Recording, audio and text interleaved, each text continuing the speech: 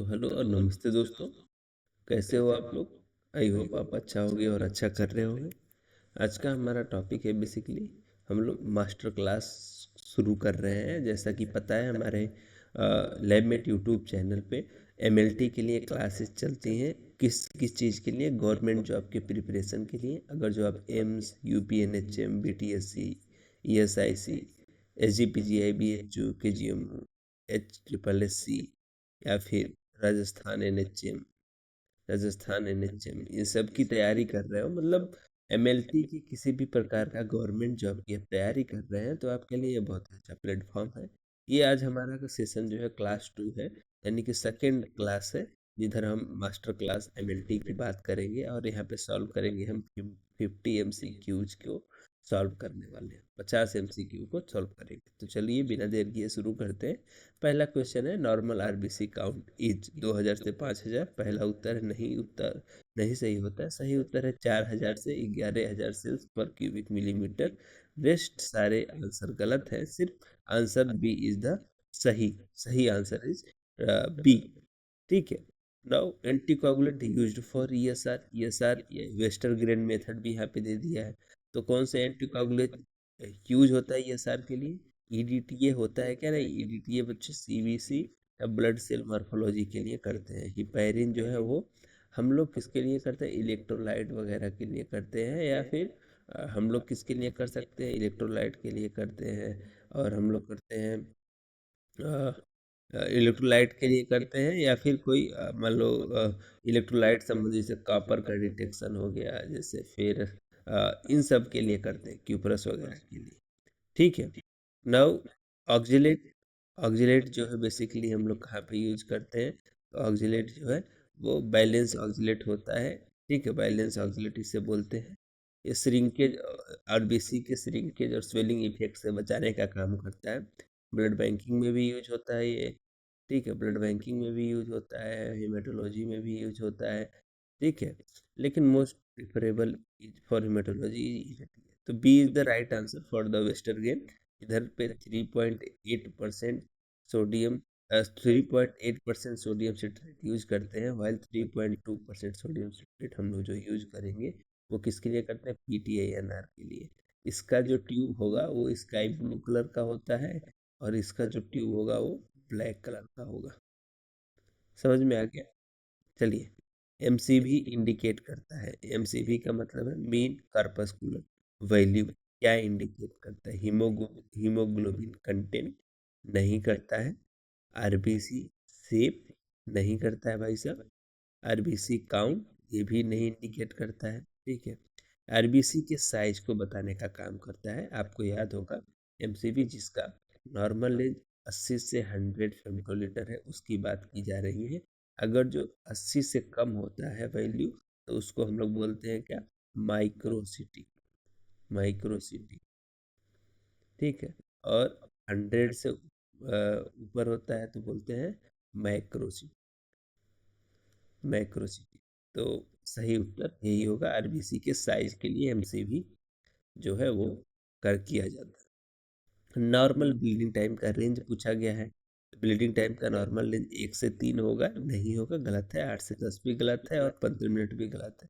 सही उत्तर है 2 से 7 मिनट नॉर्मल ब्लीडिंग टाइम का रेंज होता है। ठीक है, बीटी का नॉर्मल रेंज 2 से 7 मिनट होता है। ठीक है। Heparin act by inhibiting. तो हिपैरिन किसको इनहिबिट करता है? हिपैरिन बेसिकली क्या है? ये हिपैरिन जो है वो बेसिकली क्या है? एंटीकोआगुलेंट। ठीक है, क्या है बच्चे? एंटीकोआगुलेंट है। एंटीकोआगुलेंट।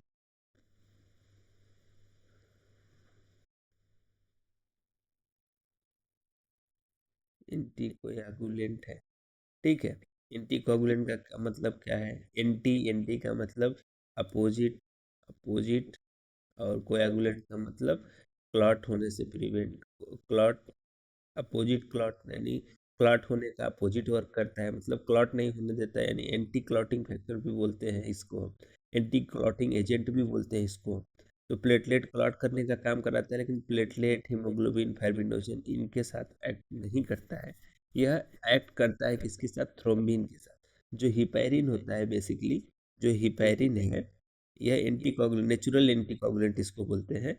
हिपैरिन जो है उसको आपने किसके साथ ये एक्ट करता है, किसके साथ, एंटी थ्रोम्बिन के साथ, एंटी थ्रोम्बिन के साथ एक्ट करता है, एंटी थ्रोम्बिन थर्ड के साथ एक्ट करता है, ठीक है। और क्या करता है, ये एक्सिलरेट करके जो एक्सिलरेट हो जाता है, ये दोनों एक साथ कंबाइन होते हैं और एक्सिलरेशन के साथ, एक्सिलरेटिंग के साथ, एक्सिलरेट होके क्या करते हैं ये लोग, हमारा दो फैक्टर है उनको इनहिबिट करने का काम करते हैं। कौन कौन से फैक्टर है वो, एक तो है आपका थ्रोम्बिन फैक्टर, ठीक है, थ्रोम्बिन फैक्टर, ठीक है, क्लॉटिंग फैक्टर की बात कर रहे हैं, थ्रोम्बिन को और factor, factor factor tenth A को, ठीक है, ये इन्हीं को क्या करता है, इनहिबिट करता है, थ्रोम्बिन और फैक्टर टेंथ ए। तो थ्रोम्बिन को वही हमने सही उत्तर मान लिया। और ये जान लोगे कि थ्रोम्बिन और फैक्टर ए को, फैक्टर टेंथ ए को ये करता है, तो इसका मतलब ये क्या है, ये क्या करता है, फाइब्रिनोजन से, फाइब्रिनोजन से फाइब्रिन नहीं बनने देता है, फाइब्रिनोजन से फाइब्रिन को बनने नहीं देता है, ठीक है। चलो, हॉवेल Jolly body indicate, हॉवेल Jolly body indicate क्या करता है भैया, ठीक है। तो हॉवेल जॉली बॉडी क्या इंडिकेट करता है, एक तो लीवर डिजीज क्या इंडिकेट करेगा, नहीं, iron deficiency, wrong answer, infection, wrong answer, splenic dysfunction, splenic dysfunction मतलब कि जैसे कि स्प्लीनोमेगाली हो गया, स्प्लीनोमेगाली हो गया, तो एच ए बॉडी आपको दिख सकता है, ठीक है, एच ए बॉडी दिख सकता है, ठीक है। आप याद रखिएगा, Howell Jolly body basically splenic dysfunction, spleen cancer, splenomegaly, spleen infection या हाइपर स्प्लीन एक्टिविटी के केसेस में दिखता है, ठीक है। Target cells are seen, target cell मतलब कैसे दिखते हैं आपको पता ही है, बुल्स आई के जैसा इस तरह से दिखेगा आपको टारगेट्स, ठीक है, मतलब बुल्स आई, या शूटिंग करते हो तो कुछ इस तरह से एम जैसा आपको दिखने को मिलता है। तो इसमें सबसे ज़्यादा केसेस में किस में देखने को मिलता है, तो थैलेसेमिया में देखने को मिलता है। लेकिन आप जानिएगा आयरन डिफिशियंसी एनीमिया में भी एक कॉमन है, मिलता है, लेकिन मोस्ट स्पेसिफिक है ये किसके लिए, थैलेसेमिया के लिए, leukaemia and haemophilia are the wrong answer, ठीक है। ल्यूकोसाइटोसिस मीन्स, ल्यूकोसाइटोसिस का मतलब क्या होता है, लो आरबीसी, लो आरबीसी तो नहीं है, ठीक है, लो लो लो आरबीसी को हम लोग क्या बोलेंगे, इरिथ्रोपिनिया, इरिथ्रोपिनिया बोलेंगे, तो वो चीज़ नहीं है। लो प्लेटलेट को क्या बोलेंगे, या फिर इरिथ्रोसाइटोपिनिया भी बोलते हैं, ठीक है। Thrombocytopenia, low platelet, high haemoglobin, high haemoglobin को क्या बोलेंगे, पॉलीसाइथेमिया वेरा बोलते हैं। अब बचता है एक उत्तर, हाई डब्ल्यूबीसी को ल्यूकोसाइटोसिस बोलते हैं, विदाउट एनी डाउट, ये आपको समझ में आना चाहिए। Now normal haematocrit in adult में, पीसीबी की बात कर रहे हैं, पीसीबी हिमेटोक्रिट किसी को बोलते हैं, इसका एडल्ट मेल में नॉर्मल रेंज कितना होता है, तो 10 से 20% गलत उत्तर है, 25 से 35, 60 से 70, C is the right answer, that is 40 से 54 होता है पीसीबी का नॉर्मल रेंज, 40 से 54% होता है एडल्ट मेल में, ठीक है। एडल्ट मेल में पीसीबी हिमेटोक्रिट कितना होता है, 40 से 54% होता है। आरबीसी का लाइफ स्पान पूछा गया है, तो ये बहुत ही आसान उत्तर है, तो 60, 90, 200, these three are the wrongs, only one correct answer is there, that is C, और 120 डेज लाइफ स्पान होता है नॉर्मल आरबीसी का, ठीक है। इसके बाद आरबीसी हमारा क्या होता है, हीम हीम और ग्लोबुलिन में बढ़ जाता है, टूट जाता है, और वो अपना उधर हीमोग्लोबिन का मेटाबॉलिज्म शुरू हो जाता है, तो 120 सही उत्तर है इसका। Gram stain was discovered by, Koch का नाम दिया है, रॉबर्ट कोच ने क्या कह रहा था, कोच पास्चर के बारे में बताया था, कोच पास्चुलेट, कोच कोच पास्चुलेट को दिया था, ठीक है। पास्चर ने क्या किया था, पास्चराइजेशन बताया था, स्टेरिलाइजेशन, पास्चराइजर पास्चराइजेशन बताया था, और स्टेरिलाइजर का को डेवलप करा था इन्होंने, ठीक है, लिस्टर, जोसेफ लिस्टर को क्या बोलते हैं हम लोग, आधुनिक युग का हम लोग बोलते हैं क्या, स्टेराइल या फिर एसेप्टिक, एसेप्टिक बोलते हैं, एसेप्टिक सर्जिकल, सर्जिकल टेक्निक को दिया था। किसने, लिस्टर ने, जोसेफ लिस्टर ने। तो हंस क्रिश्चियन ग्राम ने ग्राम स्टेन को डिस्कवर किया था। ग्राम स्टेन किस लिए करते हैं, ग्राम पॉजिटिव और ग्राम नेगेटिव ऑर्गेनिज्म को डिफ्रेंशिएट करने के लिए। ग्राम पॉजिटिव ऑर्गेनिज्म जो है वो पर्पल या ब्लू कलर का दिखता है, और ग्राम नेगेटिव ऑर्गेनिज्म कैसे दिखता है, पिंक कलर का दिखता है। ठीक है, ऐसा क्यों हो पाता है, क्योंकि जो ग्राम पॉजिटिव ऑर्गेनिज्म है इसमें क्या है, मोटा क्या होता है, लेयर होता है। किसकी लेयर होती है, इनके साइटोप्लाज्मिक लेयर। ठीक है, सेल मेम्ब्रेन क्या होता है, मोटी होती है, ग्राम नेगेटिव में पतली होती है। तो इसमें फिजिकल फिनोमिना लगाओगे तो जैसे देखोगे कि अगर जो इसमें जो प्राइमरी स्टेन हम लोग यूज करते हैं, ठीक है, अ, अ, जो प्राइमरी स्टेन हम लोग इसमें यूज कर रहे हैं वो क्या है, वो ग्राम स्टेन में क्या क्या होता है, क्रिस्टल वायलेट है। ठीक है, क्रिस्टल वायलेट हम लोग यूज कर रहे हैं, ये बेसिकली पर्पल या वायलेट कलर का होता है। तो क्रिस्टल वायलेट के ही स्टेन को ले लेता है, और इसमें तिकोइक एसिड भी प्रेजेंट होता है ज़्यादा मात्रा में। तो जो क्रिस्टल वायलेट है इसमें 6 से 7 लेयर है ना, या आपके ग्राम पॉजिटिव में, और इसमें 2 से 3 ही लेयर है। तो जो ज़्यादा लेयर है वो ज़्यादा कलर लेगा, जो कम लेयर है वो बहुत ही कम कलर लेगा। तो यही फिनोमिना इसमें काम करता है बेसिकली। ठीक है, वो बात करेंगे हम लोग इस पे, और डिटेल में जानना है तो आप कमेंट बॉक्स में बताइए। Now lactose fermenter on मैकोंकी appear. Lactose fermenter मैकोंकी में कैसे दिखते हैं, कलरलेस नहीं दिखते हैं, ये नॉन लैक्टोज फर्मेंटर कलरलेस दिखते हैं। ब्लू ग्रीन को हटा दीजिए, या ब्लू ग्रीन कब दिखेगा, जब ये आपका क्या होंगे, हीमोलिटिक वाले फेज में चले जाते हैं, वो ब्लड अगार के लिए है। ठीक है, वो स्ट्रेप्टोकोकस स्टेफाइलोकोकस की बात हो रही है। तो पिंक कलर बेसिकली इसमें दिखता है, लैक्टोज फर्मेंटर जो है वो मैकोंकी में अपीयर होते हैं पिंक कलर में। ठीक है, एंटेरोबैक्टीरियेसी फैमिली के ये मेंबर होते हैं बेसिकली। ठीक है, नाउ सल्मोनेला कॉज, सल्मोनेला क्या काज करता है, कोलेरा नहीं, विब्रियो कोलेरा, कोलेरा काज करता है, vibrio cholera. Tuberculosis, mycobacterium tuberculosis ये काज करता है। Diphtheria, corynebacterium diphtheriae, diphtheriae. Typhoid कौन काज करता है, वो साल्मोनेला काज करता है, जो एंटोरियोबैक्टीरियसी फैमिली का मेंबर है। इसके डिटेक्शन के लिए विडॉल टेस्ट करते हैं, टाइफिडॉट करते हैं। समझ में आ गया। ठीक है, नेक्स्ट क्वेश्चन है, India ink preparation is used for. India ink preparation किसके लिए यूज करते हैं, टीबी के लिए, एफ बी यूज करते हैं। एफ बी कैंडिडा के लिए क्या करेंगे, क्यूएच माउंट करेंगे। स्टाफ के लिए तो पहले तो ग्राम करोगे ना, स्टेफाइलोकोकस के लिए क्या कर लेंगे, ग्राम कर लेंगे। तो क्रिप्टोकोकस के लिए इंडिया इंक यूज करते हैं हम लोग। ठीक है, स्पेशल स्टेन है ये।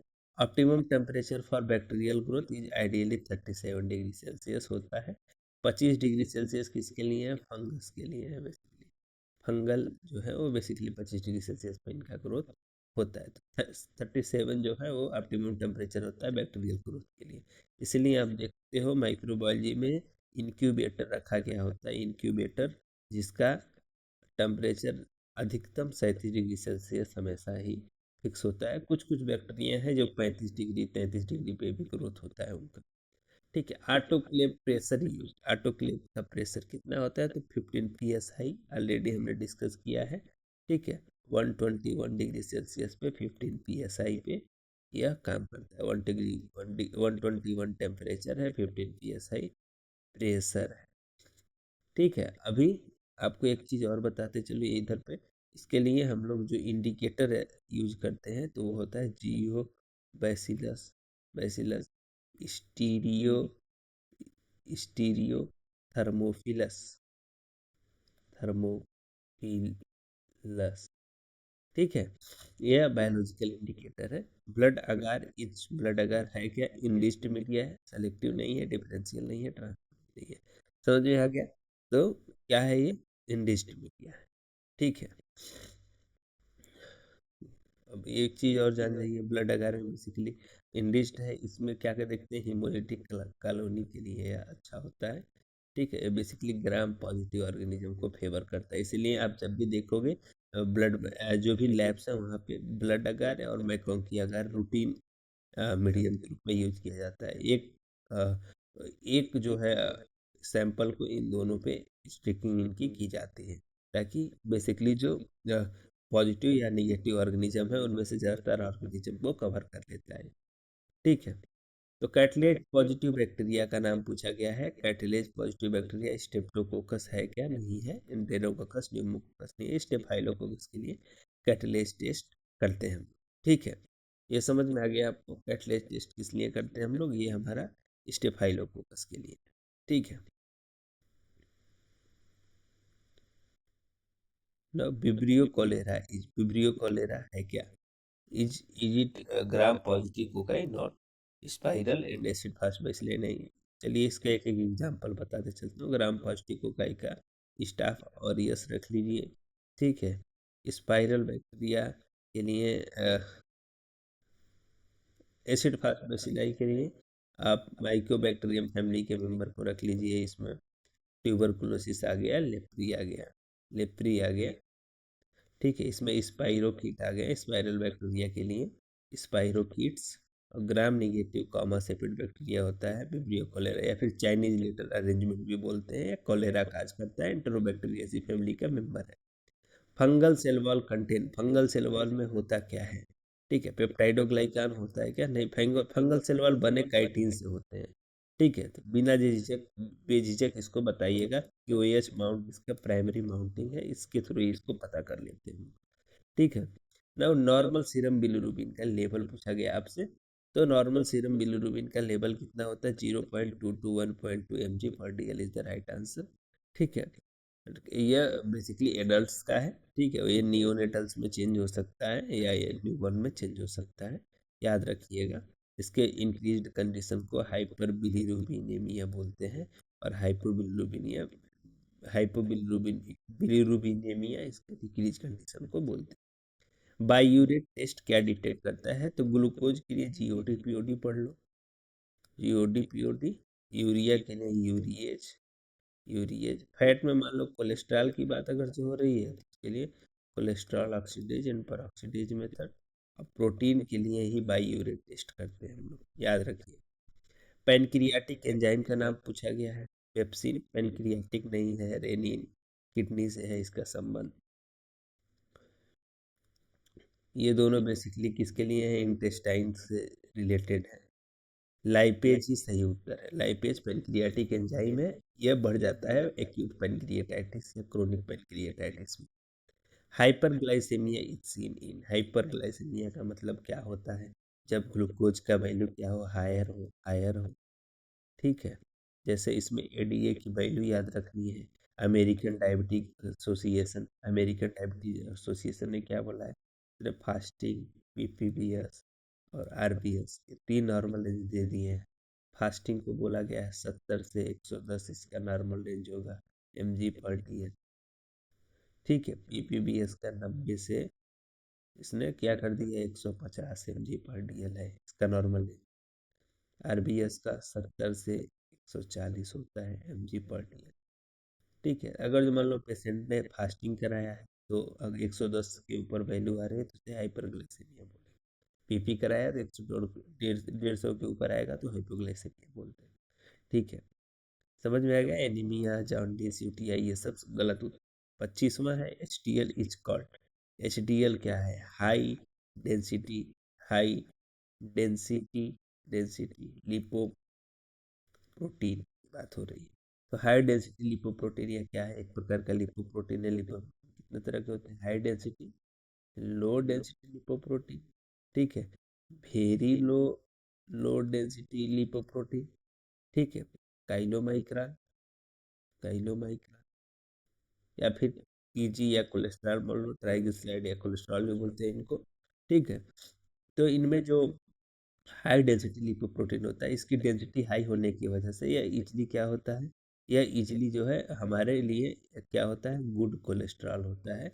या इसकी डेंसिटी हाई है तो ये ज़्यादा मूव करता नहीं है, वाइल ज़्यादा इजली इसका इलेक्ट्रोफोरेटिक मोबिलिटी ज़्यादा अच्छा है as compared to very low density lipoprotein. VLDL क्या होता है, ज़्यादा मोटाइल नहीं है, तो वो जाके होता क्या है, जो आपका जो आपके आर्टेरीज है ना, जो आपका आर्टेरीज है उनके वॉल्स में जाके फंस जाता है, और वही आप सुनोगे आर्टेरियोस्क्लेरोसिस कॉज करता है, आर्टेरियोस्क्लेरोसिस कॉज करता है, heart attack, myocardial infarction cause करता है। तो गुड कोलेस्ट्रॉल क्या है, हाई डेंसिटी लिपोप्रोटीन है, तो आप गुड कोलेस्ट्रॉल पे क्लिक कर दीजिए। ठीक है, बैड कोलेस्ट्रॉल कौन है, तो वो भी जान जाइए, VLDL को हम लोग bad cholesterol, very bad cholesterol बोलते हैं। नाउ नॉर्मल सीरम क्रिएटिनिन का लेवल पूछा गया है, तो 0.5 टू 1.5 mg/dl होता है, इसमें मेल में। ठीक है, फीमेल की बात करेंगे तो 0.45 टू ये कितना होता है 1.35 mg/dl। ठीक है, तो मेल फीमेल दोनों का अलग अलग बता दिए, किस मेथड से करते हैं, जाफेज से करते हैं, जाफेज मेथड से। बाकी ये सारे उत्तर गलत है। ठीक है, अब आते हैं 27वें क्वेश्चन पे कि uric acid is increased in, uric acid कब बढ़ जाता है, तो एनीमिया में बेसिकली ब्लड कम होता है, हीमोग्लोबिन कम हो जाता है। हेपेटाइटिस में क्या होता है, हेपेटाइटिस में SGOT SGPT गड़बड़ होता है। ठीक है, और यह होता क्या है, SGOT SGPT लीवर एंजाइम यानी लीवर का डिसऑर्डर है। डायबिटीज में अभी आपने पढ़ा हाइपोग्लाइसेमिया हो जाती है, हाइपरग्लाइसेमिया हो जाती है। ठीक है, हाइपरग्लाइसेमिया मतलब ग्लूकोज का लेवल बढ़ जाता है। ठीक है, तो गाउट गाउट डिजीज जो में है उसमें यूरिक एसिड बढ़ जाता है। गाउट डिजीज को क्या बोलते हैं, जो भी आपका ये है जो भी आपके जॉइंट्स हैं, ये जॉइंट्स में इन्फ्लेमेशन कॉज करता है, इसको आर्थराइटिस भी बोलते हैं। ठीक है, now amylase is secreted by, amylase pancreas से सिक्रेट होता है, लीवर किडनी हार्ट से नहीं होता है। ठीक है, तो एमाइलेज भी एक्यूट पेनक्रिएटाइटिस को बताता है, एमाइलेज हो गया, लाइपेज हो गया, ये दोनों को आप समझिएगा कि बेसिकली पेनक्रिएटाइटिस में बढ़ जाता है। SGOT इज कॉल्ड, SGOT को हम लोग क्या बोलते हैं, ठीक है, याद रखिएगा, इसको हम लोग SGPT की बात नहीं कर रहे हैं, तो ALT को क्या बोलते हैं हम लोग, SGPT बोलते हैं, serum glutamate pyruvate transaminase, serum glutamate oxalo acetate transaminase, या सीरम ग्लूटामेट ऑर्निथाइन ट्रांसमिनेज भी बोलते हैं इसको। ठीक है, तो जो आपका serum glutamate oxalo acetate transaminase है उसको AST एस्पार्टेट ट्रांसमिनेज भी बोलते हैं, और SGPT को एलेनिन ट्रांसमिनेज भी बोलते हैं। SGOT को कार्डियक मार्कर के रूप में भी जाना जाता है, कार्डियक मार्कर के रूप में भी जाना जाता है। ALP alkaline phosphatase lactate dehydrogenase, ये दूसरे एंजाइम्स है। ठीक है, तो सही उत्तर क्या है, AST है, याद रखिएगा। Ketone body are produced in, ketone body produce किधर होता है, ठीक है, ब्रेन में नहीं, ब्रेन में तो नहीं होगा, होता किधर है, लीवर में होता है कीटोन बॉडी, क्योंकि जो प्रोटीन का पूरा मेटाबॉलिज्म है, प्रोटीन का जो पूरा मेटाबॉलिज्म है वो लीवर के आसपास ही चलता है। जैसे कि अमीनो एसिड का अमोनिया में बनना। ठीक है, तो NH2 का NH3 में कैसे कन्वर्जन होता है, वहाँ से वहाँ से क्या होता है, यूरिया साइकिल चलती है, तो वो यूरिया को क्या किया जाता है बाद में, उसको NH3 को यूरिया साइकिल के माध्यम से यूरिया के रूप में कन्वर्ट किया जाता है। ठीक है, तो कीटोन बॉडी बेसिकली हमारा किधर बनता है, लीवर में बनता है। ठीक है, लीवर में। आप याद कर लीजिएगा, क्या क्या याद करेंगे, ये आपके लिए होमवर्क है। ब्लड में कौन सा कीटोन बॉडी होता है, ठीक है, और ब्लड में कौन सा कीटोन बॉडी होता है, यूरिन में कौन सा कीटोन बॉडी होता है, और कौन सा कीटोन बॉडी रेस्पिरेशन में खत्म हो जाता है, ये सब बता दीजिए मुझे। ब्रीदिंग। ठीक है, फिक्सेशन प्रिवेंट करता है, फिक्सेशन क्या प्रिवेंट, फिक्सेशन होता क्या है, टिश्यू को फिक्स करने को फिक्सेशन बोलते हैं, मतलब हमारा टिश्यू ऑटोलिसिस यानी खुद से ही खराब ना हो, बैक्टीरिया की वजह से होता है ये, और प्यूट्रिफिकेशन से बचाता है। ठीक है, समझ में आ गया, प्यूट्रिफिकेशन क्या है, बैक्टीरियल इन्फेक्शन, ऑटोलिसिस मतलब सेल खुद से लाइस हो, उनसे कुछ एंजाइम या फिर कुछ ऐसा प्रोटियोलाइटिक एंजाइम निकले जो उसको खुद ही क्या करने लगे, तोड़ने लगे। ठीक है, स्टेनिंग के लिए नहीं, ऑटोलिसिस ही सही उत्तर है, क्योंकि यहाँ पे हमने जिक्र किया है सेक्शनिंग और processing. Is the wrong answer. Autolysis सही उत्तर होगा बी। ठीक है। डिहाइड्रेशन यूजेस, डिहाइड्रेशन में क्या यूज किया जाता है? ठीक है। तो एल वाटर की बात की गई है, डिहाइड्रेशन में वाटर नहीं करते हैं। जो हमारा टिश्यू होता है ना, इसमें खूब मात्रा में वाटर होता है। तो वाटर को निकालने के लिए हम लोग क्या करते हैं, इसको हम लोग रिप्लेस करते हैं एल्कोहल के साथ। ठीक है, वाटर जाएगा और एल्कोहल अंदर आ जाएगा। ठीक है। तो जो ये एल्कोहल है वो क्या होता है, हाइड्रोफिलिक होता है। एल्कोहल क्या होता है, हाइड्रोफिलिक होता है। तो ये अट्रैक्ट करता है इसको, वाटर को। तो वाटर के साथ एल्कोहल को हम लोग रिप्लेस कर देते हैं। ये समझ में आ गया आपको?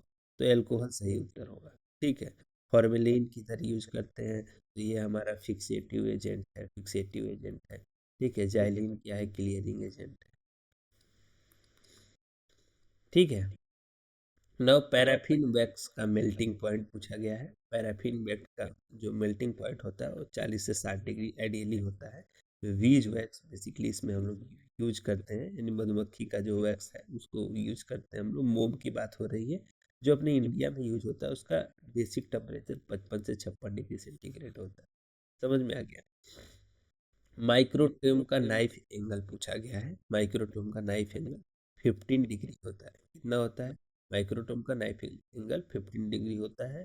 प्रीफर्ड माइक्रोटोम कौन है? Rotary micro, rotary microtome is the preferred. क्यों? क्योंकि यह क्या होता है, रोटरी माइक्रोटोम, इस रोटरी एक्शन की वजह से यह इजी टू हैंडल है और बहुत ही शार्प कटिंग करता है। ठीक है। माउंटिंग मीडियम के बारे में पूछा गया। माउंटिंग मीडियम, माउंटिंग क्या होता है, जैसे तुमने स्लाइड बना ली, स्लाइड में यहाँ पे टिश्यूज रख दिए, टिश्यू फिक्स हो गया, स्टेन हो गया। अब ये लॉन्ग टाइम तक फिक्स रहे, इसके लिए इसको इस पे माउंटिंग करना पड़ता है, एक पतली कोटिंग करनी पड़ती है आपको। ठीक है। तो उसके लिए वो मीडियम क्या क्या यूज करते हैं, जाइलिन नहीं यूज करेंगे, क्लियरिंग एजेंट है ना। एल्कोहल क्या है, ये डिहाइड्रेशन के लिए यूज करते हैं। ठीक है। एसीटोन क्या है आपका, एसीटोन भी बेसिकली ये भी किस लिए यूज करता है, करा जाएगा, ये भी हमारा क्या है, एसीटोन प्रोसेसिंग में यूज करते हैं। किसके प्रोसेसिंग में? हिस्टोपैथोलॉजी। ठीक है। हिस्टोपैथो के यूज में करते हैं, या डिकलराइजर के रूप में भी यूज करते हैं। तो डी डीपीएक्स, डीथाइलेट चाहिए। डीपीएक्स या Canada Belgium, Canada, Canada Belgium भी क्या है, बेल्जियम, वो भी क्या है हमारा माउंटिंग मीडियम है। तो यहाँ पे कनाडा बेल्जियम है नहीं, डीपीएक्स ही सही उत्तर है। 36 क्वेश्चन है। साइटोलॉजी सैंपल का एग्जाम्पल पूछा गया है। ठीक है। जैसे इसका एग्जाम्पल क्या है, टिश्यू बायोप्सी है नहीं, ब्लड स्मीयर नहीं है, बोन भी नहीं है, एफएनएसी, एफएनएसी ही क्या है, साइटोलॉजी सैंपल का उदाहरण है। Fine needle, needle aspiration, aspiration cytology. हालांकि यह किसी भी प्रकार का कंफर्मेशन टेस्ट नहीं है, इसके लिए हमको बायोप्सी, ओपन बायोप्सी ही करनी पड़ती है। ठीक है। ओपन बायोप्सी ही कंफर्मेटरी के लिए करनी पड़ती है। हालांकि रूटीन टेस्ट के रूप में इसको किया जाता है, या रूटीनली डिजीज के मॉनिटरिंग के लिए भी किया जाता है। ठीक है। डिजीज के मॉनिटरिंग के लिए भी किया जाता है। ठीक है। याद रखिए। अब डीकैल्सिफाइंग एजेंट की बात करते हैं। ठीक है। तो डीकैल्सिफाइंग एजेंट में किसके किसके बारे में पढ़ रहे हैं, क्या कौन कौन करता है? एल्कोहल, फॉर्मेलिन, ईथर, ये तीनों गलत उत्तर है। ठीक है। नाइट्रिक एसिड सही उत्तर होगा। नाइट्रिक एसिड को, या फिर फॉर्मिक एसिड है, फॉर्मिक एसिड भी है, या ईडीटीए है, इसको हम लोग बेसिकली डीकैल्सिफाइंग एजेंट के रूप में जानते हैं। ठीक है। डिकैल्सिफिकेशन का काम किया जाता है, जो हार्ड मटेरियल्स होते हैं जैसे बोन वगैरह हो गए, तो उनके लिए डिकैल्सिफिकेशन किया जाता है ताकि वो इजीली कट सके, क्योंकि वो होते हैं हार्ड, उसमें खूब मात्रा में कैल्शियम पाया जाता है। पास स्टेन क्या डिटेक्ट करता है? पास का मतलब है पीरियोडिक एसिडिक सिक। वो डिटेक्ट क्या करता है? फैट को डिटेक्ट करता है, नहीं, फैट के लिए ऑयल रेड को, ये नाम याद रखिए, ऑयल रेड। ठीक है। प्रोटीन के लिए क्या करते हैं? अल्टमान करते हैं, अल्टमान टेक्निक। ठीक है। अल्टमास टेक्निक। ठीक है। प्रोटीन के लिए इसमें डीएनए करेंगे, तो उसके लिए फेल्जन करेंगे, फेल्जन टेक्निक। ठीक है। डीएनए के लिए फेल्जन। ठीक है। तो आयल रेड वो सही उत्तर होगा, पास फैट के लिए। और पास स्टेन क्या डिटेक्ट करता है? ग्लाइकोजन, ग्लाइकोजन को डिटेक्ट करने का काम किया जाता है पीरियोडिक स्ट्रिप को। ठीक है। नाउ सिल्वर स्टेन क्या डिटेक्ट करता है? आरबीसी, प्लेटलेट या न्यूट्रोफिल की बात की गई है, तो इसको कट करेंगे। या फंगस को, फंगल हाइफी को डिटेक्ट करने का काम करता है। ठीक है, सिल्वर स्टेन। ठीक है। Now frozen section usages, frozen section में क्या यूज होता है? पैराफिन यूज नहीं होता है ना, माउंटिंग मीडियम कोई यूज ही नहीं करते हैं। आप पहले समझो फ्रोजन सेक्शन होता क्या है। जैसे हमारे जो टिश्यू होता है उसमें मैंने बताया बहुत ज़्यादा मात्रा में वाटर होता है। जैसे ओपन बायोप्सी हुई, उसको तुरंत हमने क्या कर दिया, फ्रीजिंग सेक्शन में डाल दिया। फ्रीजिंग सेक्शन में क्या होता है, -18 से -20 -8 का टेम्परेचर ये मेंटेन होता है। -8 से -20 के बीच का टेम्परेचर मेंटेन होता है। तो इसके आपके टिश्यू के विद इन जो वाटर है वो क्या होता है, सॉलिडिफाई कर दिया जाता है। जो टिश्यू के अंदर क्या है, बहुत मात्रा में पानी है, पानी को क्या किया जाता है, जब आप उसको कम टेम्परेचर पे डालोगे तो वो हो जाता है सॉलिडिफाई, यानी कि क्या हो जाएगा, हार्ड हो जाएगा। जब हार्ड हो जाएगा तो इसको कट करना आसान हो जाता है। यानी कि इसको हम लोग ये किस रूप में यूज कर लेते हैं, इसको हम लोग इम्बेडिंग मीडियम के रूप में यूज करते हैं। ठीक है। ये इसीलिए फ्रोजन सेक्शन में कोई एक्सटर्नल इम्बेडिंग मीडियम यूज ही नहीं करते हैं। यहाँ पे गलती से मैंने माउंटिंग बोल दी है। ठीक है। तो इम्बेडिंग मीडियम के रूप में आप किसको यूज कर लोगे, जो टिश्यू के विद इन फ्लूइड है उसी को कर लेते हैं। तो उस फ्लूइड को क्या करते हैं, ज़्यादा टेम्परेचर, कम टेम्परेचर में रखते हैं।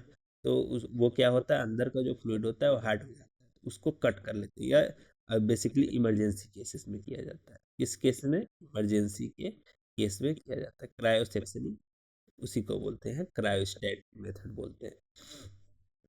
ठीक है। बाकी सारे उत्तर गलत है, क्रायोस्टेट सही उत्तर है बी। नाउ 41 में पूछा गया है, red bag contains, red bag क्या कंटेन करता है? एनाटॉमिकल वेस्ट के लिए येलो बैग याद रखिएगा। ठीक है। प्लास्टिक वेस्ट के लिए रेड बैग। ठीक है। और शार्प वेस्ट के लिए puncture proof container, puncture proof container, इसको वाइट बैग के रूप में आजकल लोग जानते हैं। और ग्लास मटेरियल के लिए ब्लू बिन, ब्लू बैग। ठीक है। तो सही उत्तर है बी, प्लास्टिक वेस्ट, वो भी बायोमेडिकल वेस्ट का प्लास्टिक वेस्ट, ना कि जनरल वेस्ट। जनरल वेस्ट का प्लास्टिक वेस्ट नहीं होता है, जनरल वेस्ट का प्लास्टिक वेस्ट ब्लैक में जाता है, ब्लैक बिन। ठीक है। ब्लू बैग कंटेन, ऑलरेडी बताया था, ग्लास मटेरियल्स को कंटेन करता है। बॉडी पार्ट के लिए येलो बैग, प्लास्टिक के लिए रेड बैग, गॉज के लिए yellow bag. Now biosafety cabinet protects from, biosafety cabinet क्या होते हैं? यह एक प्रकार का कैबिनेट है ऐसा, जो जिसमें क्या होता है, इसमें यूवी रेज होती हैं। ठीक है। इसमें स्विच है, उसको ऑन करोगे यूवी रेज ऑन हो जाएगा। इंफ्रारेड भी है उसमें, उसकी भी स्विच है, ऑन करोगे शुरू हो जाएगा ये अपना काम।